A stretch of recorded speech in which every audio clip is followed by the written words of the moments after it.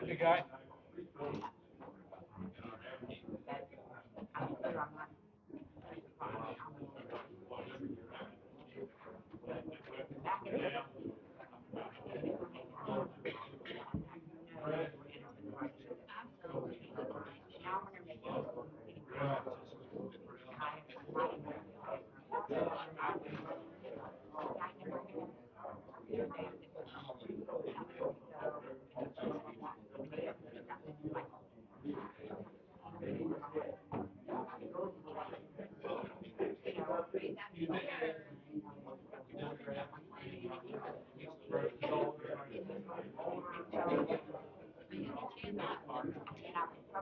Don't take my grandma's.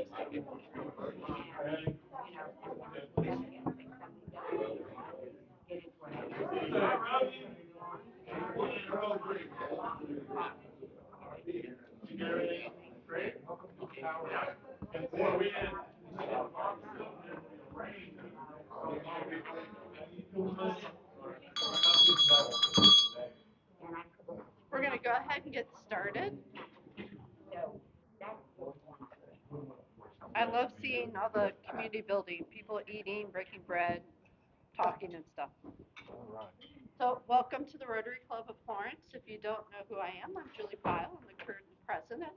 So I'm going to ask Don to come up and do the prayer, reflection, inspiration, pledge before we start.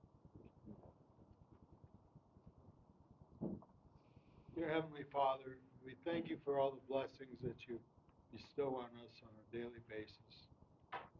And we ask you to be, especially with some of our members who may need your comfort this week, namely Dwayne Frolicker, who lost his mother,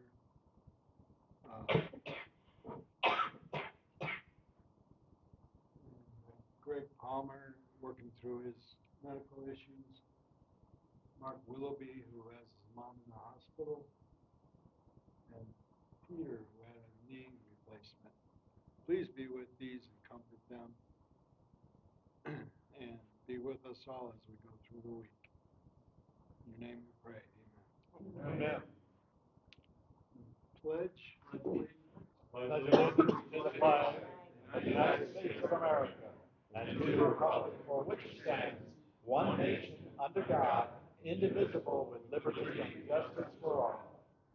And the forward test of the things we think, say, or do. First, is it the truth? Second, Is it fair to all concerned? Third, Will it build goodwill and better friendships? fourth, Will it be beneficial to all concerned? thank you. Play ball. Play ball. Yeah. Play ball. Mr. Carroll. Yes, we have guests with us today. Please welcome Sarah Pomeroy. Sarah, you want to stand and tell us what you do? Welcome, Sarah. Welcome, Sarah. Hi there, I'm Sarah Pomeroy. I work for Northern Kentucky University in the advancement team. Oh, okay, very good. Good to see you again. Welcome. Thank you. I missed Ryan. Oh, Ryan Beal, you want to stand up and tell us how you run Heritage Bank? I mean, Grant, Ryan. Ryan Beal, commercial letter, and I pull them at Heritage Bank. Yeah, I sit in the Florence office here. Christina is Josh, and I call him leadership in Kentucky. Session, so I come by to Christina. Great. Welcome, Ryan. Thank you. I don't think the football went everybody way yesterday. We all wanted it to. I don't know how you give up 27 points in the second half. They had to work at it. Yeah, they did. They had to work at it. But, yeah, I was a little bummed. I really thought we'd see Baltimore and maybe Detroit, and it'd be kind of fun. We'd see, less Mahomes commercials and Kelsey commercials. As I understand it, for the Super Bowl, Taylor Swift will be doing her Japan tour, and we'll see if she can make it back in time for the game. So then we'll have to get all those sightings as well. Spring training is almost here. Let's think spring. It's been kind of gray around here for a while, but it is not snowing. All right? Let's keep it positive. Monty is back. The University of Louisville has tried to use him as a player. They scored almost 20 points in the first half the other night. Congratulations, Monty. All right, that's right. Hey, good job. So as I mentioned last week, I had gathered up a bunch of greeting cards I had sitting around the house from my mother-in-law and my sister-in-law's house. And this actually stemmed out of an idea that Jamie gave me, was that when we have members who we don't see for a while, we want to let them know we're thinking of them. So there's a box of greeting cards over here. So if there's somebody that we don't see, pick up a card, fill it out, put their name on it, and we're rounding them around. So I did pull one out for Dwayne, Peter, and Greg that's coming around. But thank you, Janie, for recognizing that that's something we need to work on as a club.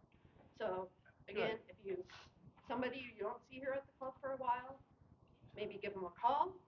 Let's drop them a card, everybody. So there's 3 cards rotating around right now.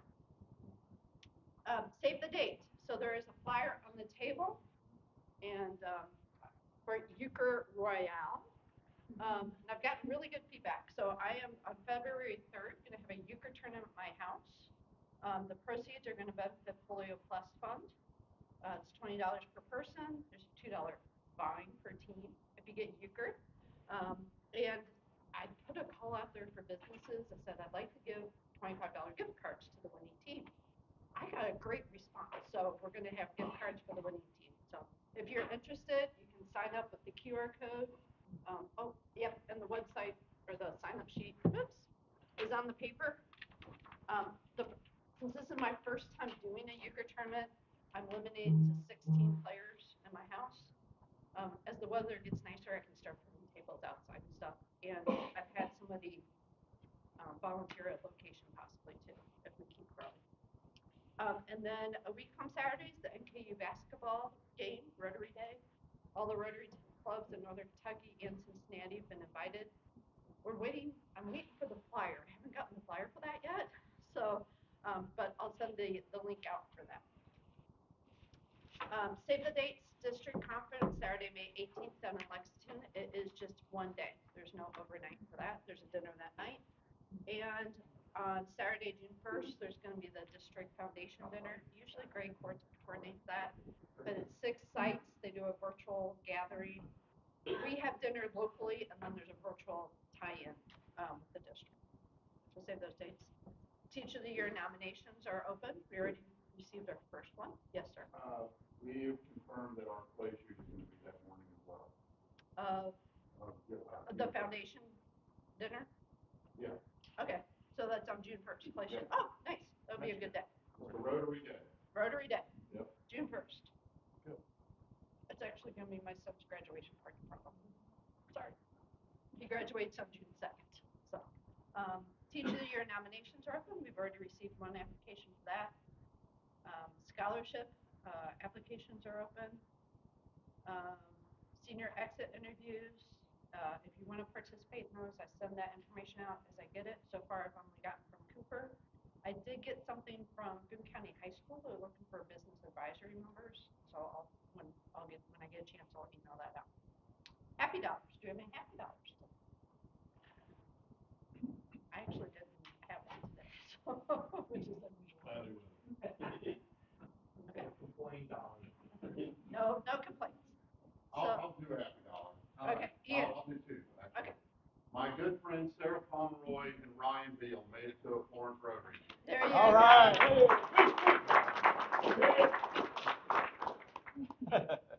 And Happy Dollar. Doc. I only have a comment. Okay.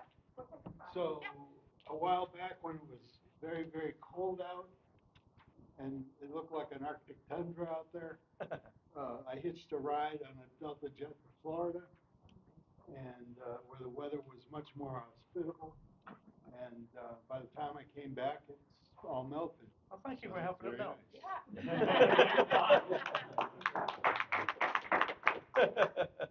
Yeah, Marcus just got back from a cruise. So, yeah. And Pat Rafferty, one of our members, is on a. He's in Panama Canal right now. Yeah, he's in the Panama Canal. So, Don, Dwayne could not be here today. Do you know if someone else was going to introduce Christina or no? Okay. So I'm going to have Chris come on up. I'm just gonna say, I'm thrilled at some of the sports that are coming, because my daughter was a swimmer. So I was thrilled to see the swim team getting started there. Let me switch over to yours.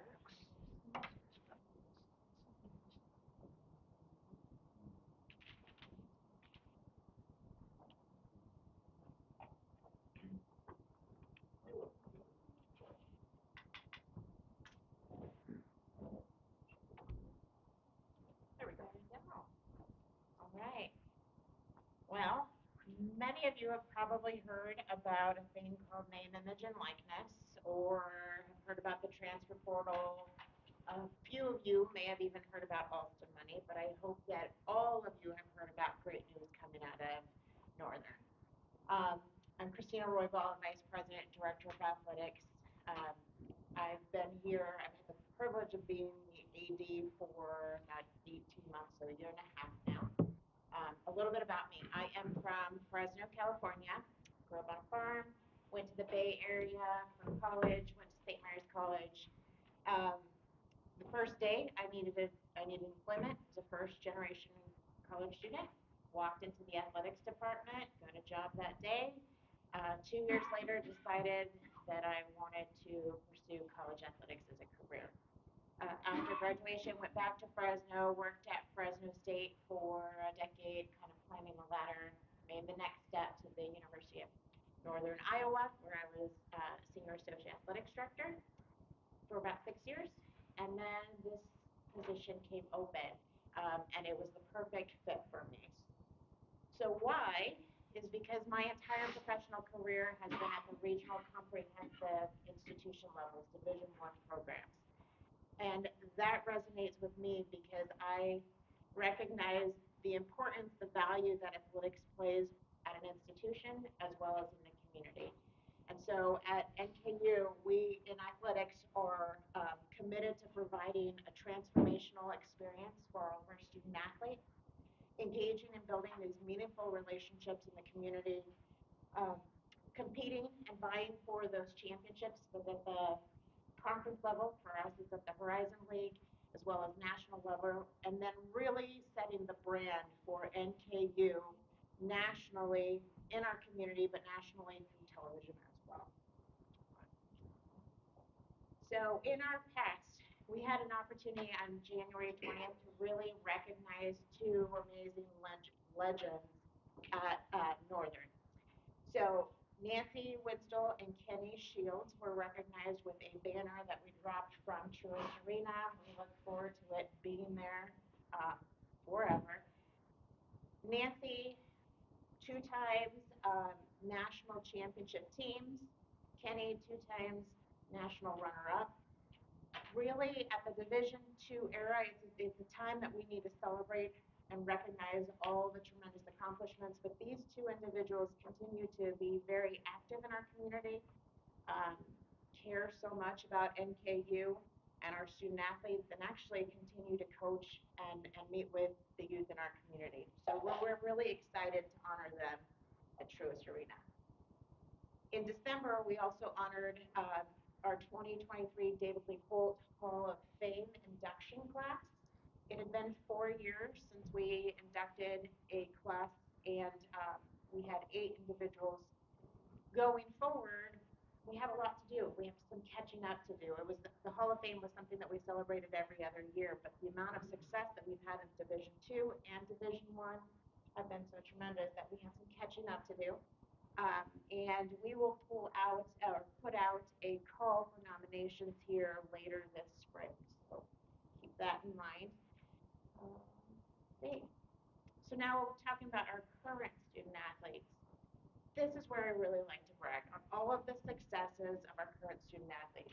The 6-year graduation rate for our student athletes is at 82%.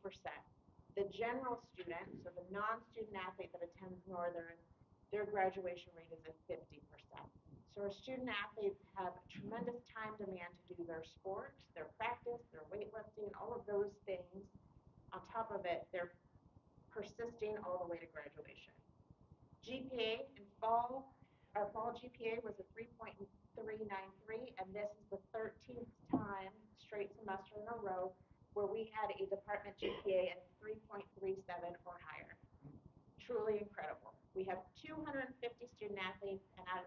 250, 206 have a 3.0 GPA. Fantastic, right? Just phenomenal numbers. And on top of it, they also do a great amount of work in our community and community service.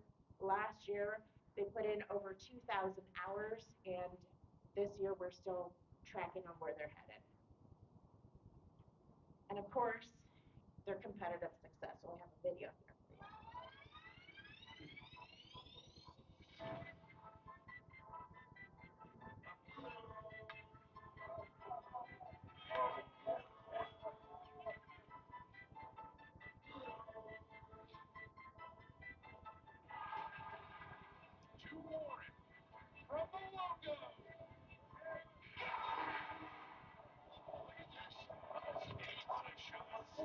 You don't want your folks to see that.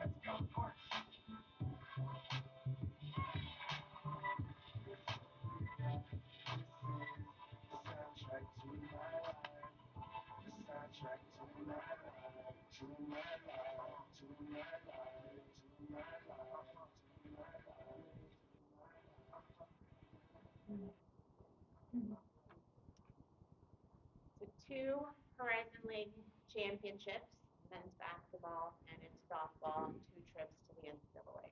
So fabulous for our students. So great students academically, amazing students in our community, doing fantastic things in their sport. So why not add some more? Why not add some more student athletes? So as an institution, as we were looking at ways in which to increase enrollment and vitality on campus, I was asked, what could athletics do to really help out in these efforts? So we explored increasing the roster size of our current sports offerings as well as the spirit. So dance, cheerleading, and pep band. We looked at the addition of new sports programs using existing facilities without any renovations, renting community facilities or building facilities. So yes, one that we looked at was football. As we all can imagine, a very expensive sport to add. But what happened is as we were looking and having conversations with a variety of commissioners, found that even if we did add football, there was not a league for us to compete in. So it was kind of a moot point. We just moved on from there. We looked at 19 total sports, looked at where we'd be recruiting student athletes, so primarily Kentucky, Ohio, Indiana, some Michigan, Illinois. We looked at programs with modest costs, programs where the national governing bodies would help out with startup and reducing some equipment costs to get us up and going. And then the sports that are growing in popularity. So one of the sports that we are adding is women's stunt. Women's sport is an NCAA emerging sport. It is growing in popularity here in the state, in the Commonwealth. University of Kentucky added a stunt program a couple years ago, and within 2 years made it to 40 student athletes. What we hear from high school cheerleaders is we are losing high school cheerleaders to UK and to other programs that have stunt because there are more opportunities to compete in those sports. So whereas cheerleading has the cheer effect and getting the crowd in, stunt is truly just the athletic components of the sport. There are 4 quarters, there is a halftime, and And in each quarter, more student athletes go onto the mat and compete in a head-to-head competition with one other school. It would be these areas: partner stunts, pyramids, jumps, tosses. So a lot of the things that you typically would see at a game, minus the band kind of cheer. Uniform is what looks like a volleyball uniform with a number on it and cheerleading shoes. But it is a fun sport. So we're excited that they will be coming to campus. We'll be recruiting students to come to campus this fall. Men's and women's swimming. We have a fantastic pool on campus. Why not add a program? There is diving board, however, we will not add diving. When students learn how to dive, they don't dive in the water. It's actually very dangerous. They learn how to dive on trampolines and rigs, and that would require us to renovate a space specifically for dryland training. So we have stayed away from the diving component. Xavier also has a swimming program without a diving component, so they're very excited for us to be adding a sport. It's a natural one for us because we would just continue to compete into the Horizon Lake that we're already dealing with. Men's and women's triathlon. Women's triathlon is on the NCAA emerging sport list, and men's triathlon would be just a varsity club. They are draft legal, so you can bike close together to reduce on wind, and it is a sprint distance, so not the typical very long triathlon, but a smaller one. For the swimming area, we would practice primarily in the pool, but you can practice and compete in open water. And in a triathlon competition, you can do that. We could do that at Northern. We could do that on campus. The element of the swimming would just take place in the pool, and then we would bike and run around campus. And then men's volleyball. Men's volleyball, or boys volleyball, is the fastest growing boys sport in the country. And we would be looking to add a program that would also compete in Regents Hall, where we compete in women's volleyball. Division I and Division II combined for one championship. There is the possibility that the Division II schools grow so much that they split off and do their own championships. But there is opportunities for us to jump into a league that, should the Division IIs exit, there's plenty of room for us to be in that league. A sanctioned sport in Ohio, and is now going to be sanctioned in Kentucky, beginning as a high school sport, beginning in spring of 2025. So it's really exciting time for us. This is a huge lift, but I think it's one that we are very excited about, to increase the number of students that are coming to campus, create a little bit more excitement, something new to see for our students to come and cheer on, as well as our community. And these are Division I opportunities for high school students. So we know that without these sports on campus, the high school students within the tri-state area that typically compete in these sports at high school are probably not coming to Northern. They are going somewhere else to compete. So this is an opportunity to really continue to drive Division I student athletes at these new programs here at our university. And then looking even further into our future, if you care to come this Wednesday at 11 o'clock, it is our Education Day. So we will have over 4,000 elementary and middle school children at the women's basketball game. So if you dare to be close to 4,000 screaming little kids, you're welcome to come join us. So with that, I will close and I'll open it up to any questions you may have. Yes. Just comment on the one gentleman we have on the team that's like third in scoring. Marquez.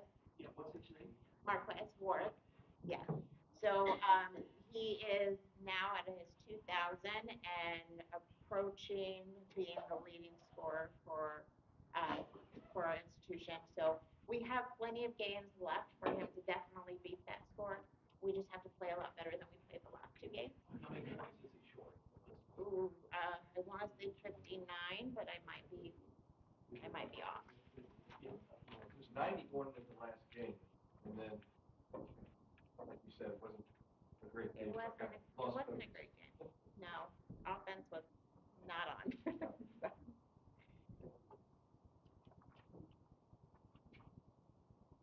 I was going to ask Christina, what's the position of the NIL offerings to our students right now? Are we keeping up with other teams in the league, the Horizon League, or?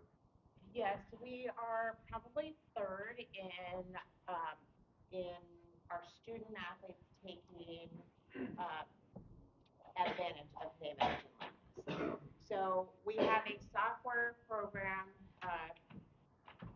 called Open Doors. So we've partnered with Open Doors. The entire league has, and what in the Open Doors area, businesses or individuals may post opportunities. You sign an autograph for $25. So a student athlete may sign that and receive $25. You come to a birthday party, you get this. It is transactional in nature, and we have student athletes on every single one of our teams, from basketball to tennis and golf. Every team, somebody is taking advantage of these. Is it the amount of money that we hear at other leagues? No, it's not to that level. There's still so much going on about whether it is pay for play versus the transactional quid pro quo that it should be. You do this service for our company and then you are provided this, and not an inducement for a student to play at a particular institution. So that's the part that is still gray.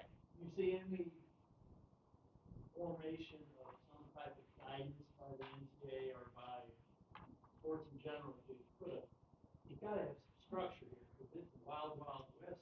It is.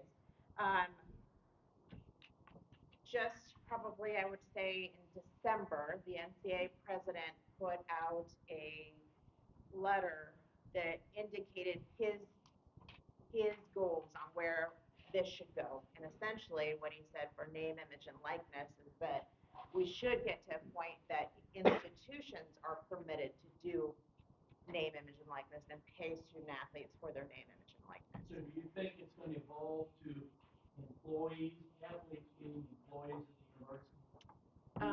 Very likely at the high resource institutions.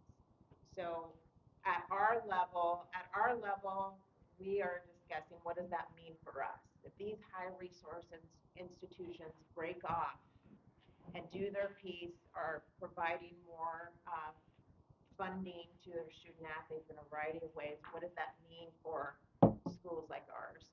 We're not quite sure yet. I mean, what does that mean in terms of, are they breaking off just for football alone, breaking off for football and basketball? What does that do to the NCAA basketball tournament? We just don't know yet. So athletic directors and commissioners are meeting frequently, and many consultants, as you can imagine, are involved as well to help us understand where this might be headed. With bringing so many athletes on campus, is there going to be an increase in on-campus housing? We have plenty of housing on campus, so not to that extent. What will be added is more support staff to help out with academic advising, athletic training, those types of elements. But I think we're in good shape in terms of our housing. When you were looking at another sport, was archery one that you looked at? Because I know it's extremely popular here in Northern Kentucky, and we have a child who shot for several years and was very disappointed that there were very few schools that actually have archery. Archery is not an NCAA sport. Neither is men's triathlon. But the reason why men's triathlon was added into the mix is that we know that on a co-ed program, that was just another opportunity for us to add more enrollment. So we did look at archery. We did not land on archery because it would be something where we would be paying a rental fee to use space, community space. I know in NKU for one of the Horizon League, the facilities was top notch compared to the league. Is it still that way, or some of the other ones caught up with us? No, I would still say we are top notch. Our arena is better than, uh, it's just much nicer. And, as well as our soccer facility. It's top notch. When we get to adding swimming, our pool facility is great with a video board and back as well. So we have stayed near the top, at or near the top on all of them. I think you said there were 250 athletes. Yes. Compared to other schools, I don't know what percentages of attendance, how many kids do you have in Northern, and what is that percentage, how does that compare to other schools?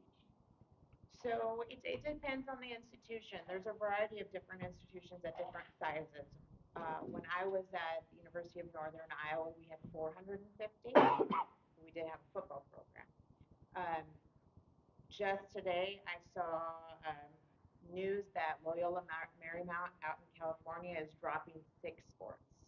So Wright State, amidst COVID, dropped sports. So we hear that more frequently than not, that institutions are dropping sports. This is a different take on it. The Board of Regents have said investment in athletics could actually yield more with our student athletes coming to campus. So I'm hoping, and I've received many phone calls from athletic directors also looking at that as well. So we're kind of at the forefront. We could grow, we could expand our program we could double in size, and I think we would be able to manage that with the facilities that we have, needing additional staff to do that, but I don't think that we could expand much further than that without some serious renovations or additional buildings. But we hear it more often than not that schools are dropping programs due to the budget and due to declining enrollment, and it's really exciting that we have leadership looking at the opposite way. How do we increase enrollment by doing a modest investment in programs where student athletes, high school student athletes, are really wanting to continue their competitive experience? How do you add those programs with Title IX surrounding you there as to how it's going to be equal to this one and that? Yeah. So Title IX it's something that we continuously have to monitor. The interest Title IX is supposed to be a substantial proportionality with your undergraduate enrollment, right? And so if there is 60% women attending the institution, then there should be 60%, roughly around 60% opportunities for women student athletes. It is that reason specifically that many institutions are looking at non-scholarship football. Non-scholarship football would be infusing 110, 120 men to a campus college community. So we see the decline going faster, decline in enrollment on the men. But again, this is an opportunity for us to hopefully just increase enrollment opportunities. So it's something we'll continue to monitor. More likely than not, roster sizes for the women's teams will be allowed to grow higher than what we've listed out so far. But for right now, we're just trying to get the students on campus. What's the current ratio of students, men, women? It's about current ratio for student athletes or for total enrollment. Total enrollment is probably a 60-40, 60% women. And that's the Title IX basis, not how many athletes, right? Right. Yeah. So substantial proportionality is we need to be at the point that we're about 60% female student athletes, 40%. Is that percentage pretty much the same everywhere or not? Not everywhere. I mean, as you can imagine, the military academies would be flipped, right? So it's not everywhere. There are some institutions where it's more 50-50. But I see probably frequently more people looking at that 60-40, where the decline on the male enrollment is going faster than the females. What's the total enrollment? Ooh, that's a good question. Say probably 10,000, but don't quote me on that.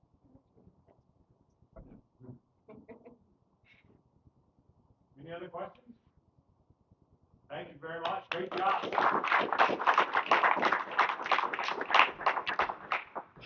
Don't go too far. So we had asked what one of your favorite children's books were. And so we purchased the book that you had requested, Strong is the New Pretty.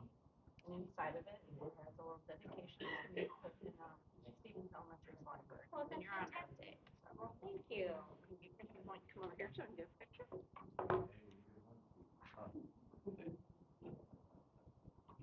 Thank you. Thank you.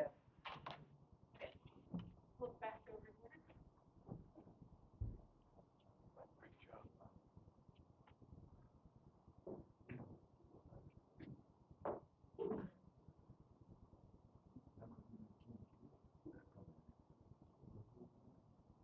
And so next week we have, this is going to be great. Marcus, do you want to give a preview of our guest? Yeah, next week we're gonna have an interesting program.